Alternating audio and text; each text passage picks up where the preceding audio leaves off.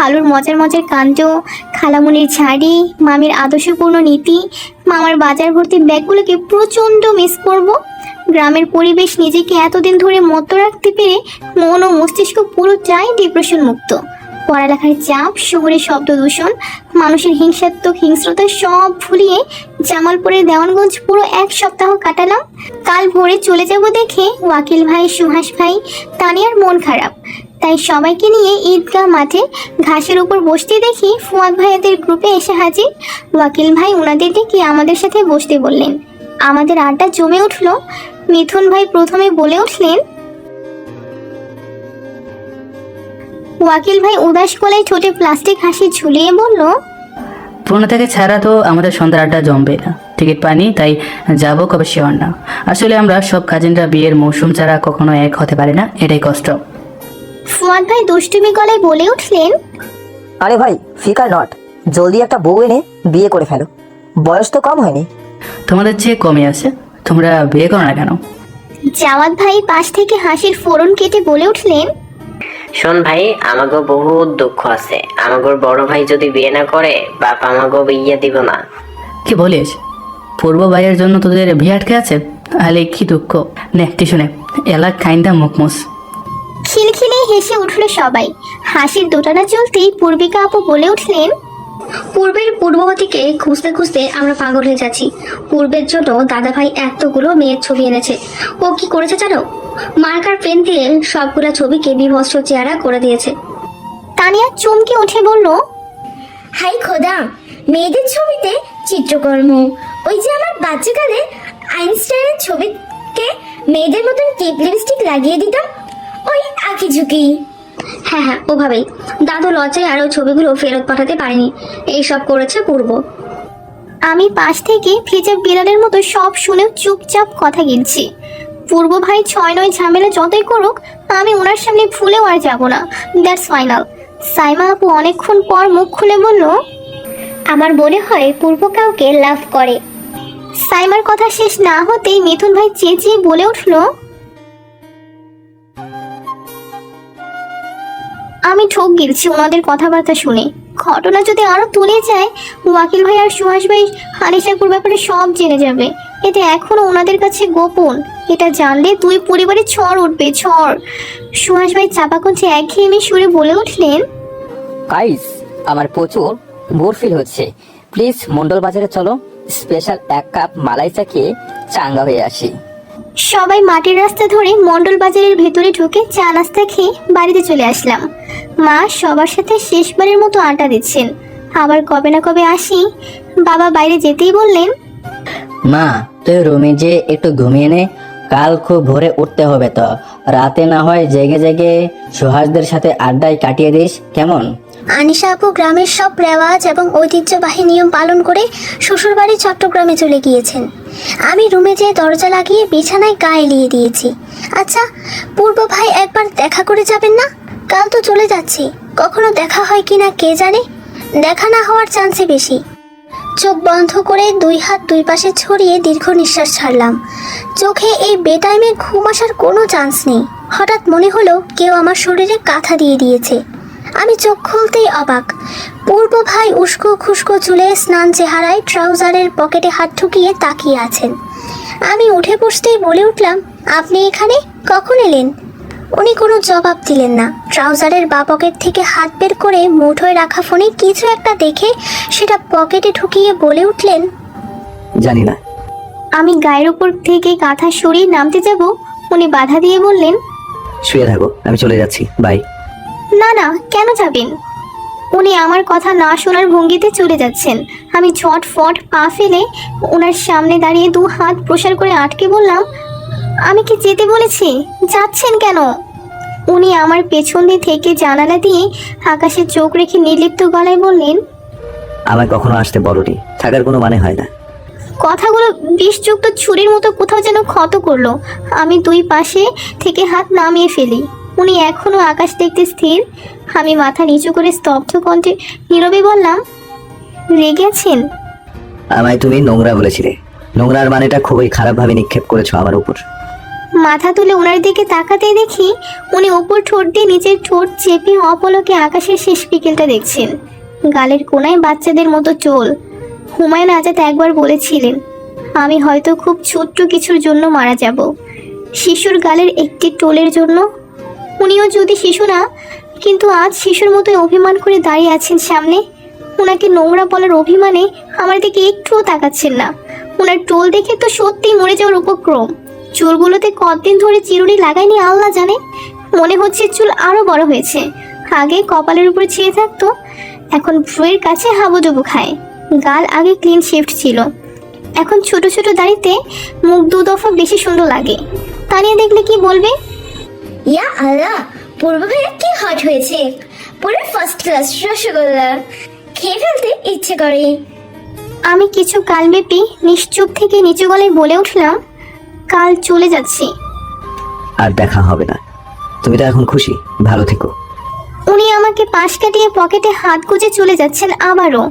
আমি পেছন থেকে টি শার্ট টেনে বলে উঠি, মিস করবেন না। উনি পকেট থেকে এক হাত বের করে আমার হাত ওনার পিঠের উপর থেকে ছাড়িয়ে নিলেন।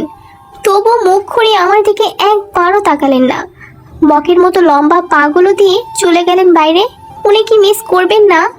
হয়তো না, কেননা মিস করার মতো আমি আদৌ কিছু করিনি।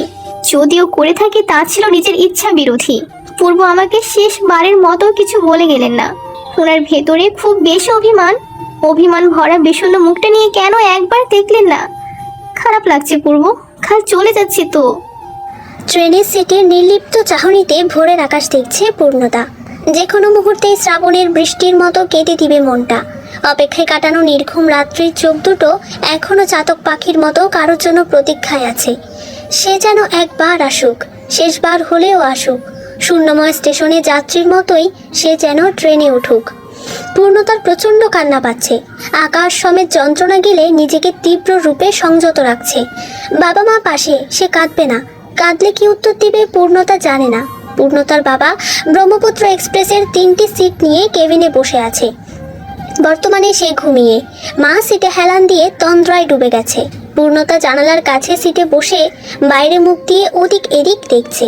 হঠাৎ তীব্র একটা সাইরেন বাজিয়ে কিছুক্ষণের মধ্যেই ট্রেন জড়তা ছেড়ে চলতে শুরু করলো। পূর্ণতা অন্য সময় ট্রেনের সাইরেনের শব্দে কানে হাত লাগায়। আজ অস্থিরতায় চুপসে গিয়ে ঠোঁট কামড়ে আছে তার অপেক্ষায়। স্টেশন ছেড়ে যাচ্ছে দেখে পূর্ণতা জবাই করা মুরগির মতো ছটফট করে উঠল। মানুষটা এত নিষ্ঠুর, একটাবার দেখতে এলো না? এক ঝলক মুখদর্শন পেলে তৃপ্তি পেত পূর্ণতা, কিন্তু পূর্ব আর আসলো না। হঠাৎ কোলের উপর সাইড ব্যাগ থেকে মায়ের ফোনটা বাজতে লাগলো। একবার দুইবার পরপর অনেকবার বাজতেই পূর্ণতা সেটাকে বিরক্তির সাথে স্ক্রিন না দেখে রিসিভ করলো। একগাল অশ্রাব্য ভাষায় যেই কথা শোনাবে ঠিক তখনই ওপাশ থেকে ভেসে আসলো কাঙ্ক্ষিত গলাটা। পূর্ণতা শিওরে উঠে ঝট করে ফোনের স্ক্রিনে চেক করলো, নাম্বার আননোন। গলার স্বর চিরচেনা, পরিচিত সে মানুষটাকে চেনে। পূর্ণতা জড়তার আবেশে খুবই অস্ফুট কণ্ঠে বলল, হ্যালো। ওপাশ থেকে দীর্ঘশ্বাসের জবাব। কি ভয়াবহ সেই শব্দগুলো! পূর্ণতা কানে ফোন চেপে চোখ বন্ধ করে সেই নিঃশ্বাসের শব্দগুলো মনের ভেতর গেঁথে নিচ্ছে। সুন্দর মানুষের সব কিছুই সুন্দর, সেটা হোক কথা বা তার নীরবতা। সব কিছুর যেন থাকে আলাদা একটা ভাষা। পূর্ণতা মুখে ওড়না চেপে কেঁদে ফেলে। সে কিছুতেই মানতে পারছে না পূর্বের সাথে আর দেখা হবে না। প্রচুর কষ্ট হচ্ছে, অসহনীয় কষ্ট।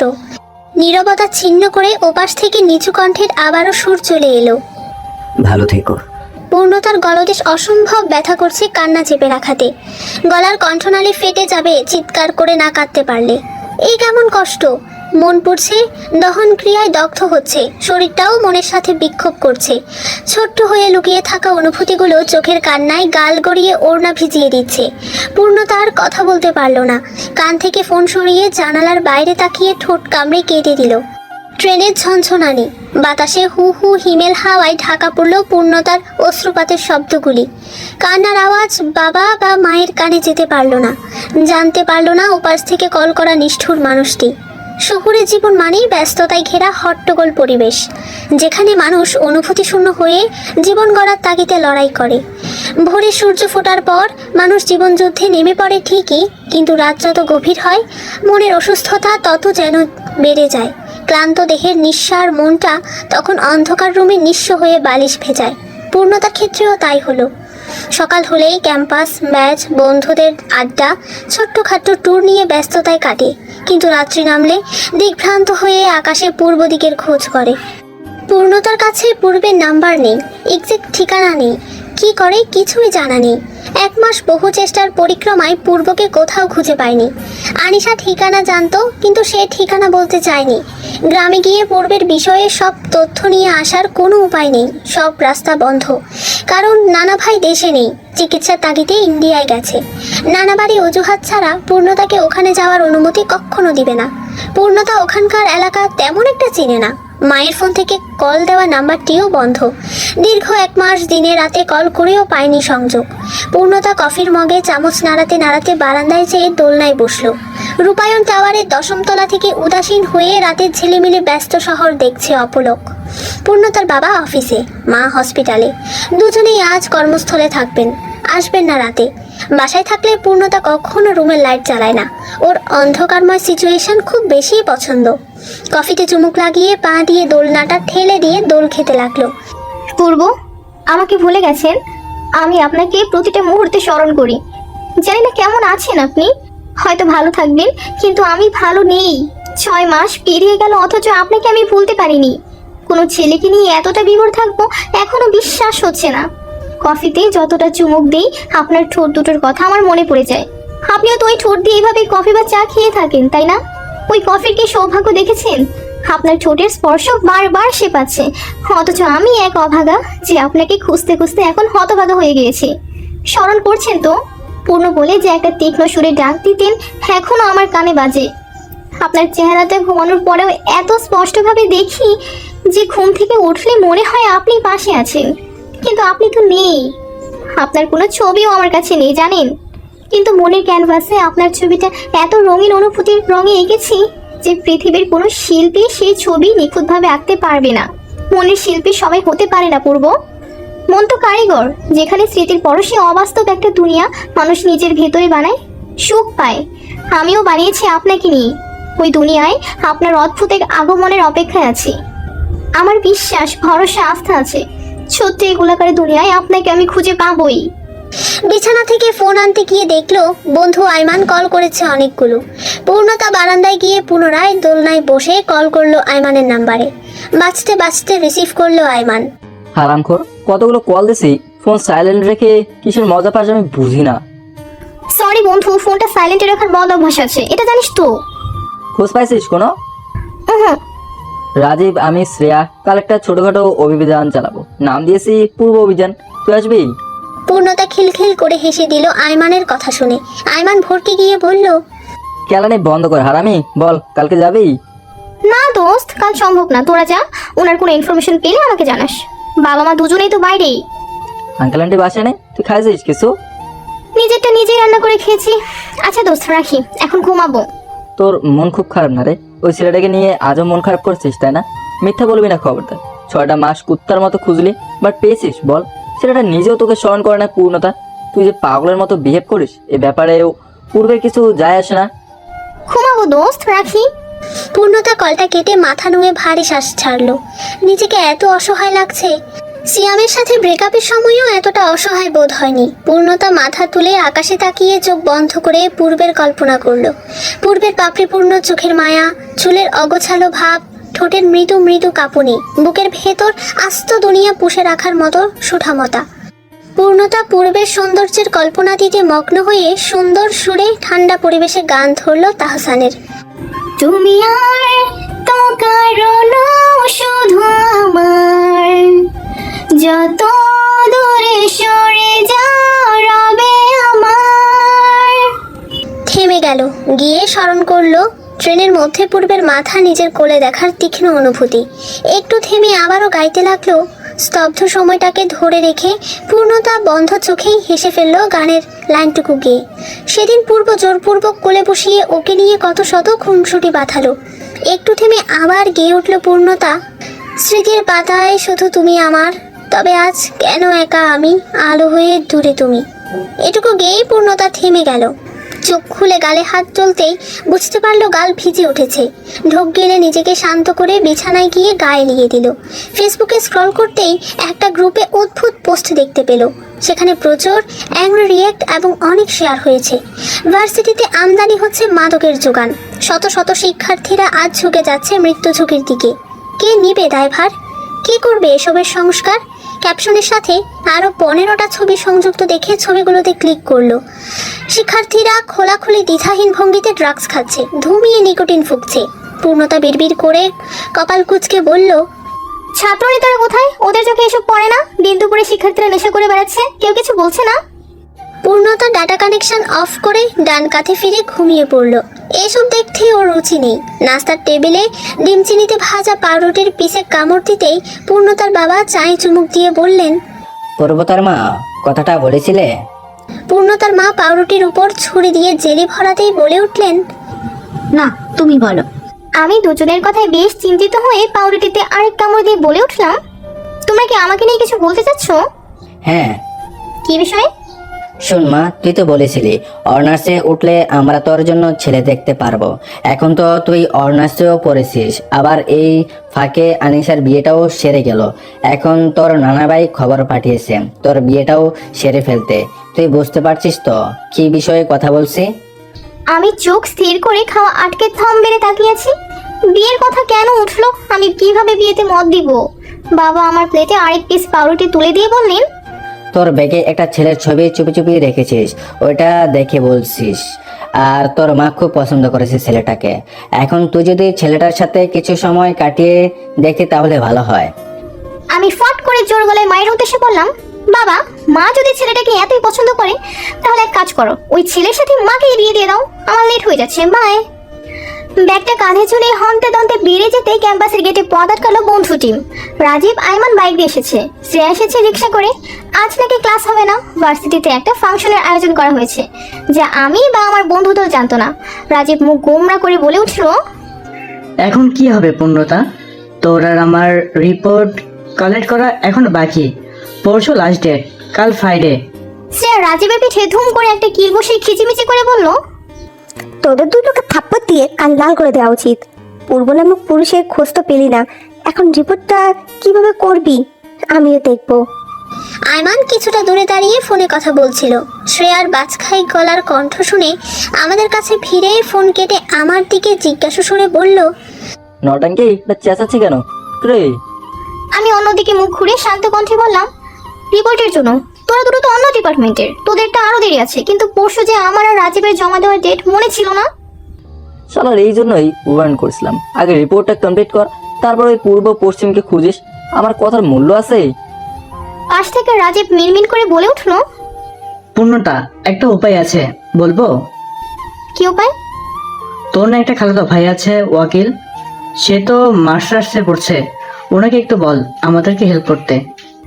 ইস রে, আমার মাথায় কেন বুদ্ধিটা এলো না? এই কাজের জন্য ভাইয়াই বেস্ট। ওয়াকিল ভাই ঢাকা বিশ্ববিদ্যালয়ে পড়ে। আমরা সবাই বাস ধরে বাংলাদেশের সবচেয়ে নামকরা বিশ্ববিদ্যালয়ের সামনে যেয়ে দাঁড়ালাম। ব্যাপার কি, এইখানে দেখি উৎসব মুখর সাজ। আজ আসলে দিনটা কি? আমি রাজীবের দিকে প্রশ্নাত্মক দৃষ্টিতে তাকাতেই রাজীব মুচকি হেসে বলে উঠলো, দোস্ত, ওদের ক্যাম্পাসে ফ্রেশনারদের ইভেন্ট, যাবে ভেতরে? আমি হ্যাঁ সূচকে মাথা নাড়িয়ে ভেতরে ঢুকে ওয়াকিল ভাইকে কল দিলাম। ফোন রিসিভ করছে না, বাঁচতে বাঁচতে বন্ধ হয়ে যাচ্ছে। প্রচুর ভিড়, শিক্ষার্থীদের জমকালো সাজ। সুদূরে একটা বিশাল স্টেজ সাজানো হয়েছে, সেখান থেকে মেবি কারো গান গাওয়ার আমেজ উঠবে। মাথার উপর গ্রীষ্মের তেজে সূর্যে আমরা প্রায় ক্লান্ত হয়ে একটা গাছতলার নিচে পাকা পাটাতলে বসলাম। এর মধ্যে মাইকে একটা অ্যানাউন্সমেন্ট হতে আমরা বাধ্য হয়ে কানে দু হাত চাপলাম। কি চিৎকার! শিক্ষার্থীদের মধ্যে মেয়ের চিৎকারটাই যেন তুঙ্গে, মাইকের চেয়েও তীব্র চিৎকার। রাজীব আর আয়মান শ্রেয়াও আমাকে রেখে ঠান্ডা কোক আনতে বাইরে চলে গেলে শ্রেয়ার মধ্যে চাপা উত্তেজনা কাজ করে। আমি মুখ তুলে ওর দিকে তাকিয়ে বলি, তুই ওদের নবীন উৎসব নিয়ে এত এক্সাইটেড কেন? শ্রেয়া মুখে হাজারো হাসির আভাস ফুটিয়ে বলল, একটু আগে যার নাম অ্যানাউন্স হয়েছে সে কে জানিস? না তো, কিন্তু তুই কি জানিস? আবার জিগাই, এই ভার্সিটিতে আমার এক আপু পরে বসলেই সে তো ওই ছেলেটার ওপর হাবুডুবু খায়। কিন্তু সমস্যা একটাই, ছেলেটা পলিটিক্স করে, তাও খারাপদের সাথে। সবাই পাগের মতো ভয় পায়। ও, হঠাৎ দেখি আমার ফোনে ওয়াকিল ভাইয়ের কল। পূর্ণতা, কল দিয়েছিলে তুই? এতগুলো মিস কল? ভাইয়া আমি তোমার ভার্সিটিতে, স্টেজটা থেকে অনেকটা দূরে একটা গাছ আছে না, ওখানে আছি। তোমার হেল্প লাগবে? কি তার ছক, তুই IUB থেকে একা আসলে? খালা জানলে তো যা হাল করবে। জ্ঞান আছে ভাইয়া, তুমি একটু জলদি আসো। আমি পারবো না পূর্ণতা, তুই একটু স্টেজের পাশে যে বিল্ডিং আছে না, ওর 3rd রুমে। ওরা আমাকে ছাড়বে না, বুঝলি? ভাইয়া ওখানে তো প্রচুর ভিড়, তোমার রুমে আসতে প্রচুর দম যাবে। কিছু করার নেই বোন, তোরা আউর স্টুডেন্ট জানতে পারলে গলা ধাক্কা দিয়ে বের করবে। ত্রিসীমানার ওদিক দিয়েও আসলে বিপদ। আমার সাথীরা কাজের জন্য ছাড়ছে না, কিভাবে আসি? আচ্ছা আমরাই আসছি। বাধ্য হয়ে ভিড় ঠেলতে ঠেলতে রাজীব ও আমার রিপোর্ট শিট হাতে নিয়ে এগোচ্ছি। ওই দুটো কোকের নাম করে কোথায় যে গেছে আল্লাহ মালুম। এদিকে মানুষের চাপাচাপিতে আমার দম বন্ধ হবার জো। সে আমার ওনা নিজের হাতে বেঁধে নিয়েছে বলে আমি দ্রুততার সাথে এগোতেও পারছি না। হঠাৎ মনে হলো বাম দিক থেকে কেউ আমার পেটের কাছে হাত দিল। আমি মুখ উঠিয়ে বাম দিকে ফিরতে একটা ছেলেকে দেখতে পেলাম। সে তৃপ্তি সহকারে লালসা মিটিয়ে ভিড়ের মধ্যে আমার কোমরের উপর হাত রেখে হাত উপরে ছুঁয়ে ছুঁয়ে তুলছে। আমি ওনাটা মুচড়ে শ্রেয়ার হাত যেখানটায় বাঁধা ওই অংশে টান মারলাম। শ্রেয়া আমার বিপদগামী সংকেত বুঝলো কিনা জানি না, ও আশেপাশে একবার চোখ বুলিয়ে নিজে ঠেলাঠেলি করে আমাকে নিয়ে বেরোলো। আমি হাঁটুতে 2 হাত রেখে মাটির দিকে ঝুঁকে নিঃশ্বাস ছাড়ছি। শ্রেয়া কমন রুম খোঁজার দৃষ্টিতে বলে উঠলো, ভিড়ের মধ্যে ছুঁয়েছি ঠিক না? হুম। ওই ইবলিশের বাচ্চা কঠিন বিচার হোক, আমি এই আর্জি জানাই। জানোয়ার শালা। ওয়াকিল ভাইয়ের কাছে সব ঘটনা উল্লেখ করে নিজেদের রিপোর্টটাও কমপ্লিট করে বিদায় দিয়ে বেরোলাম। কি আশ্চর্যজনক ব্যাপার, কোলাহলের পরিবর্তে বাইরে এখন মারপিট হচ্ছে। 5 জন ছেলে দলবদ্ধ হয়ে একটি ছেলেকে মাটিতে শুয়ে প্রচুর পেটাচ্ছে। নাক ফেটে মুখ কেটে রক্ত। শিক্ষার্থীরা সেই দৃশ্য চুপচাপ অবলোকন করছে। গান বন্ধ হয়ে চারধারে এখন পিন পতন নীরবতা বিরাজ করছে। আমি একটু খেয়াল করতে চমকে উঠে শ্রেয়ার কবজি চেপে ধরলাম। শ্রেয়া আমার হাতের উপর হাত রেখে বলল, কি হয়েছে? ওই ছেলেটাই তো ছুঁয়েছিল। আমার ষষ্ঠ ইন্দ্রিয় বলছে নিশ্চয়ই কিছু ঘোরতর কাহিনী হচ্ছে আমার সঙ্গে।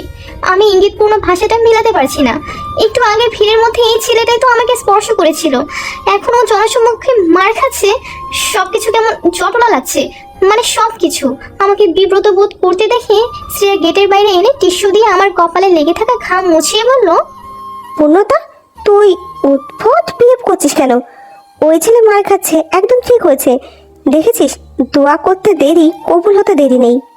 আমি ছটফট করে এদিক ওদিক মাথা ঘুরিয়ে চঞ্চলতার সুরে বলে উঠলাম, শ্রেয়া আমার কেমন জানি ফিল হচ্ছে। আমার মন খুব ঘাবড়ে যাচ্ছে দোস্ত। কিছু তো নিশ্চয়ই আছে এখানে, আমি ধরতে পারছি না, দেখতে পারছি না, শুধু অনুভব করতে পারছি। শ্রেয়া ব্যাগের চেন খুলে পানির বোতল এগিয়ে বলল, পানিটা খেয়ে নে। তুই তো মারামারি দেখতে পারিস না, তাই হয়তো মন বেচেন হয়ে আছে। আমি ধাক্কা দিয়ে বোতল সরিয়ে চেঁচিয়ে বললাম, না আমি মারামারির জন্য এমনটা করছি না, ভুলেও এটা ভাবি না। আমার মন বলছে এখানে এমন কিছু আছে যা আমি বহুদিন ধরে খুঁজছি। কচ্ছপের মতো কথা বলিস না পূর্ণ। পূর্ণ যাকটা বিদ্যুতের মতো মাথায় চিলিক দিয়ে উঠলো। আমি সাথে সাথে শ্রেয়ার দিকে তাকিয়ে অস্পন্দন ভঙ্গিতে বলে উঠি, আমি হয়তো পূর্বকে দেখেছি, পূর্ব এখানেই আছে। শ্রেয়া কপাল কুঁচকে কৌতূহল দৃষ্টিতে তাকিয়ে বলল, কি এখানে তো সেই কল্পপুরুষ থাকবে? পূর্ণতা প্লিজ, পাবলিক প্লেসে আমার পাগলামো করিস না, আমি হ্যান্ডেল করতে পারবো না। ও কল্পে নয়, বাস্তবে আছে। পূর্ব এখানে আছে, আমার মন বলছে দোস্ত। আমাদের মধ্যে এক দফা তর্কযুদ্ধ হতেই রাজীব ও আয়মান কোক হাতে চলে এলো। শ্রেয়ার কথা শুনে ওরা 3 জন আমাকে পাগল সাব্যস্ত করলো। আমি নাকি দিন দিন বিরহের দোটানায় পাগল হয়ে যাচ্ছি। পূর্বকে নিয়ে চারপাশে কল্পনা করছি। ওরা আমাকে আর ওখানে থাকতে দিল না, এক প্রকার জোর জবরদস্তি করে বাসায় পাঠিয়ে দিল। মাকে ফোন দিয়ে সব ঘটনা খুলে বলল। আমি রুমের দরজা আটকে ফুলদানি ছুঁড়ে মোবাইলটা আছাড় মেরে পাটে পাটে আলাদা করে ফেলেছি। বিছানার চাদর উল্টে বালিশের তোলা বের করে রুমের বিভৎস করে ফেলেছি। আমার তাণ্ডবের শব্দে মা না পারতে এক্সট্রা চাবি দিয়ে দরজা খুলে ভেতরে ঢুকলো। আমাকে ঠাস করে থাপ্পড় মেরে আলমারির সাথে ধাক্কা মেরে বলল, আমি যদি আরেকবার পাগলামি করি সোজা অ্যাসাইলামে পাঠিয়ে দিবে। বাবা অফিসের কাজ ফেলে ছুটে এলেন আমার কাছে। আমি বারান্দায় বসে দোলনায় মাথা রেখে চোখের পানি ফেলছি। বাবা আমার সামনে বসে মুখের উপর থেকে চুল সরিয়ে শান্ত কণ্ঠে বললেন, মারে তুই তো বড় হয়েছিস, এখন ওইভাবে জেদ ধরলে চলে? তুই কোন ছেলের জন্য এমন করছিস আমাকে বল, আমি সব বন্ধ ব্যবস্থা করব। চোখ থেকে টল টল করে পানি নাক গড়িয়ে দোলনায় পড়ছে। বাবা যে অফিস থেকে সোজা আমার রুম এসেছেন বোঝাই যাচ্ছে। পায়ের সুজুতাও খুলেনি এখনো। মাথায় হাত বুলাতে বুলাতে বলে উঠলেন, তোর মায়ের সাথে কথা বলবি না তুই? কিভাবে গালটা লাল করে দিছে।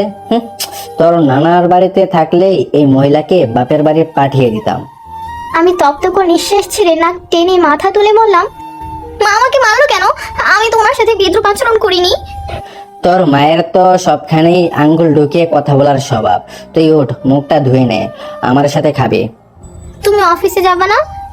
মেয়ে আমার কাছে, আর আমার আবার কিসের অফিস? জাহান্নামে যাক অফিস। বাবার কথা শুনে হাসতে বাধ্য হলাম। বাবার এই ছোট ছোট আচরণগুলো আমার জন্য অনেক কিছু। কোনো মেয়ে তার মায়ের চেয়ে বাবাকে তেমন প্রায়োরিটি দেয় না। বাবা মানে রাগী মেজাজি খিটখিটি প্রাণী, যার সাথে কথা বলে খাবো ধমক। কিন্তু আমি আমার বাবার সাথে সবচেয়ে বেশি বন্ধুসুলভ। বাবা নিজ হাতে খাইয়ে দিতে বললেন, ছেলেকে নাম কি, কোথায় থাকে? কিছুই জানি না, নাম শুধু জানি পূর্ব। পূর্ব? বাপ মা আর নাম খুঁজে পেল না, ছেলের নাম রাখলো পূর্ব। তুমি ফাজলামি করো না বাবা। শুধু নাম জানলে তো কিছুই করা যাবে না, আর কিছু জানলে বলো। নানা ভাইয়ের বন্ধু ওয়াসিফ নানার নাতি হয়, বড় নাতি। বাবার মুখ আগুনে পুড়ে যাওয়া ভস্ম স্তপের মতো কালো হয়ে গেল।